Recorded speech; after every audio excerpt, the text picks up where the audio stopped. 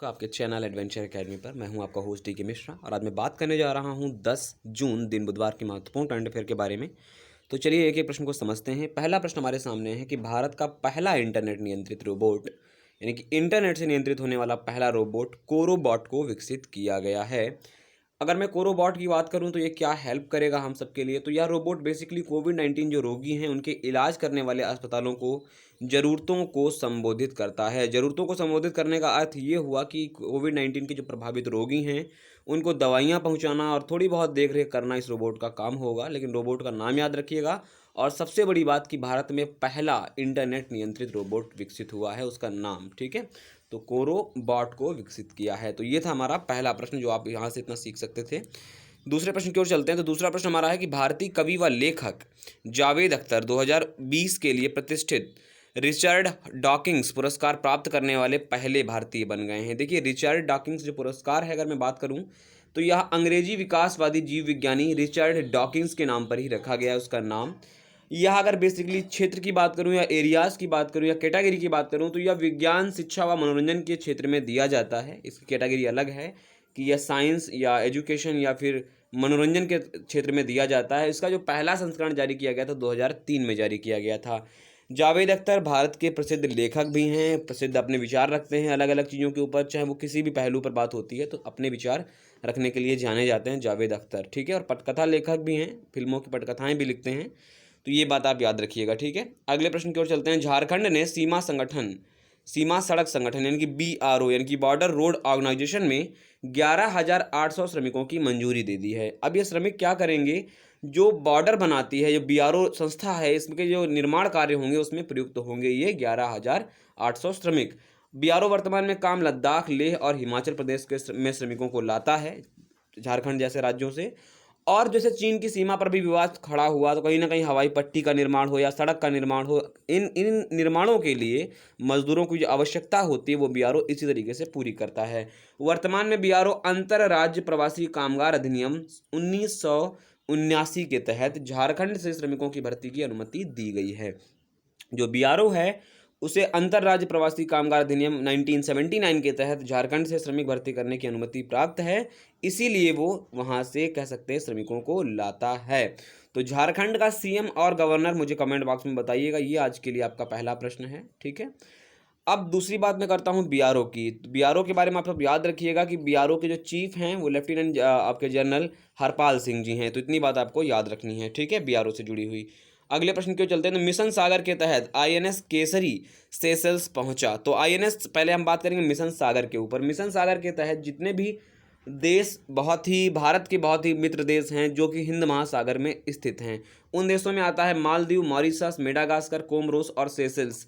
इन देशों को आयुर्वेदिक दवाइयाँ या कोविड-19 संबंधित जो दवाइयाँ जैसे या फिर हाइड्रोक्सीक्लोरोक्विन दवाई जैसी हो गई, इन दवाइयों की जो पहुँच के लिए मिशन सागर मई 2020 में शुरू किया गया था, यानी कि पिछले माह में इसे शुरू किया गया था। और इसके लिए जो प्रयोग किया गया था आईएनएस केसरी यानी कि इंडियन नेवी शिप केसरी का प्रयोग किया गया था। हालांकि जो कल की डेट है उसमें सेशल्स दवाइयाँ लेकर के पहुंचा है आईएनएस केसरी। तो आप याद रखिएगा मिशन सागर क्या है, मिशन वंदे भारत क्या है, ऐसी चीज़ें आपके लिए इंपॉर्टेंट रहेंगी। तो आप सब याद रखिएगा कि मिशन वंदे भारत क्या है, सारी चीज़ों को आई होप आप क्लियर समझेंगे, ठीक है?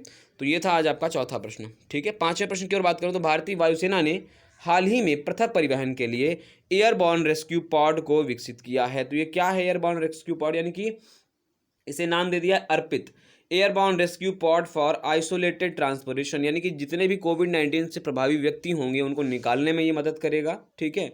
और उनके परिवहन के लिए बात मैंने वही करी कि परिवहन के लिए यानी कि उन्हें निकालने के लिए कहीं ना कहीं ये अच्छा काम करेगा। एयरबोर्न रेस्क्यू पॉड बेसिकली किसका एक हिस्सा है? तो ये वायुसेना का एक पृथक परिवहन हिस्सा है। बेसिकली कोविड-19 के रोगियों के लिए ही इसे प्रयुक्त किया जाएगा। ये बात आप सब याद रखेंगे, ठीक है? चलिए अगले प्रश्न की ओर चलते हैं। भारत के ऊर्जा मंत्रालय और डेनमार्क के ऊर्जा मंत्रालय यानी कि डेनमार्क के ऊर्जा उपयोगिता व जलवायु मंत्रालय ने क्या कर दिया है? ऊर्जा के सहयोग के ऊपर एक समझौता ज्ञापन पर हस्ताक्षर कर दिया। यानी कि दोनों देश ऊर्जा के नवीनीकरण या फिर अन्य कामों के ऊपर क्या करेंगे? काम करेंगे। इस समझौते के तहत अगर मैं बात करूं तो दोनों देश क्या करेंगे? दीर्घकालिक ऊर्जा योजना की, यानी कि लंबे समय तक ऊर्जा बनी रहे ऐसी कोई योजना। अपतटीय पवन ग्रिड कोड में समेकन या फिर बिजली संयंत्रों को प्रोत्साहित करने, बिजली खरीद समझौतों को लचीलापन करने के लिए, ये सारे क्षेत्र अलग अलग क्षेत्रों में दोनों देश काम करेंगे। ठीक है, तो डेनमार्क की राजधानी क्या है, ये आपके लिए आज का दूसरा प्रश्न। ठीक है, डेनमार्क की राजधानी क्या है। और मैं बता दूं, डेनमार्क की राजधानी में दुनिया का सबसे पुराने कह सकते हैं मानव कंकालों का संग्रह है, कह सकूंगा मैं, जो इथोपिया में सबसे पहले प्राप्त हुए। तो कोपेनहेग के संग्रहालय के आधार पर ही कालों का बंटवारा किया गया था। इतना मैंने आपको क्लास में भी पढ़ाया था, और अगर नहीं समझ में आ रहा तो बेसिकली आप प्रयास करिएगा। ठीक है, चलिए अगले प्रश्न की ओर चलते हैं। तो अगला प्रश्न हमारा है कि मनरेगा को अब तक सबसे उच्चतम आवंटन प्रदान किया गया है। उच्चतम आवंटन का अर्थ ये है कि जो 2020-21 के बजट में था उसमें सबसे बड़ी राशि अब जारी करी गई है। कितना, अगर मैं बात करूं तो कहीं ना कहीं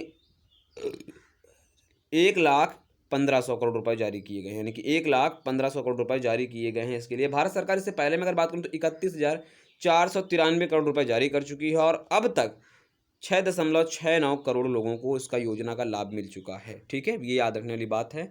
मई 2020 में प्रतिदिन योजना के लिए लगभग 2.5 करोड़ रुपए का खर्च किए गए थे प्रतिदिन। समझ सकते हैं कि मनरेगा के तहत कितना सरकार पहल का आयोजन कर रही है, कितना बड़े स्तर पर काम मनरेगा का कर रही है। मनरेगा बेसिकली लॉन्च की गई थी 2006 में, लेकिन जो रोजगार अधिनियम एक्ट था वो था 2005 का, उसी के तहत मनरेगा 2006 में जारी की गई थी योजना।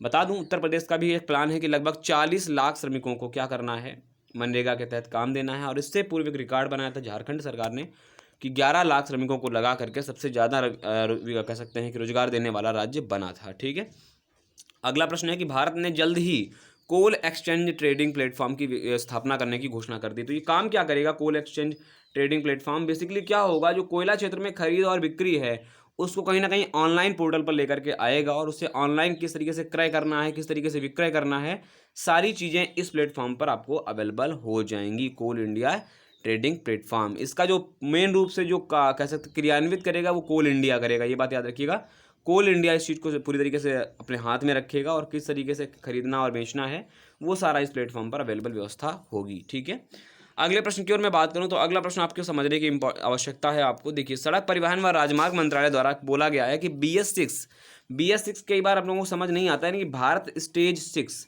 ये एक स्टेज है इंजनों की, यानी कि छठवें कह सकता हूँ, छठवीं पीढ़ी का एक इंजन है।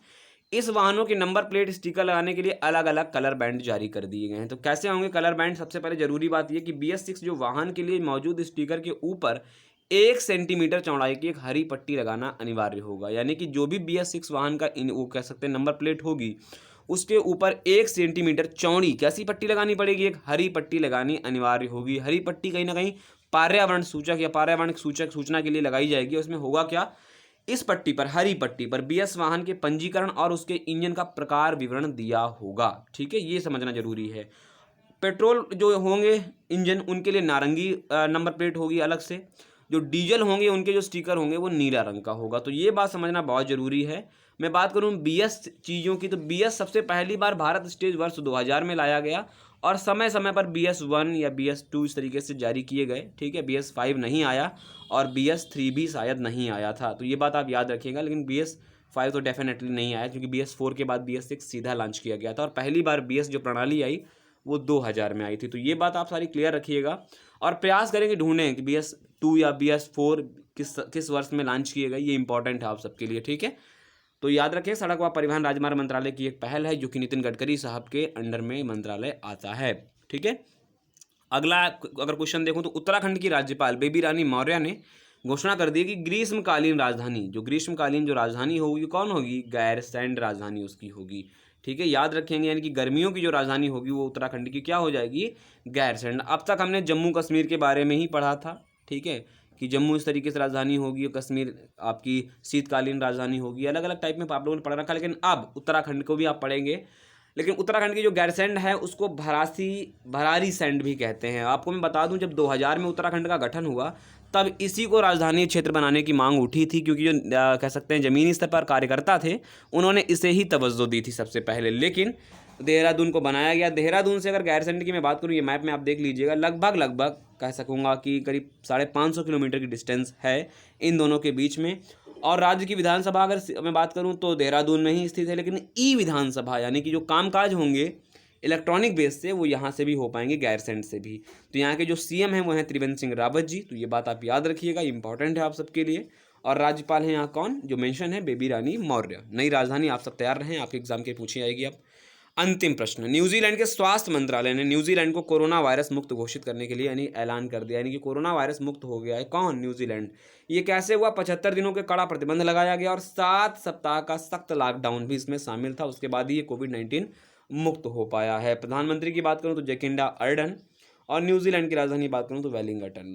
WHO के अकॉर्डिंग भारत में जो मृत्यु का आंकड़ा होगा वो बहुत हाई होगा कोविड-19 केसेस के स्तर पर। कल दिल्ली के मुख्यमंत्री उप मुख्यमंत्री कहूँगा मनीष सिसोदिया जी, शिक्षा मंत्री भी वहाँ के हैं, राज्य शिक्षा मंत्री, उन्होंने आंकड़ा जताया कि लगभग 5 लाख के आसपास केसेस जाएंगे, जो कि बहुत ही भयावह स्थिति हो जाएगी। तो देखते हैं कैसा लगा वीडियो आज का, आप जरूर बताइएगा, राय कमेंट बॉक्स में दीजिएगा। वीडियो अगर अच्छा लगता है तो लाइक करें, शेयर करें, कमेंट करें और चैनल को सब्सक्राइब करना ना भूलें। नमस्कार।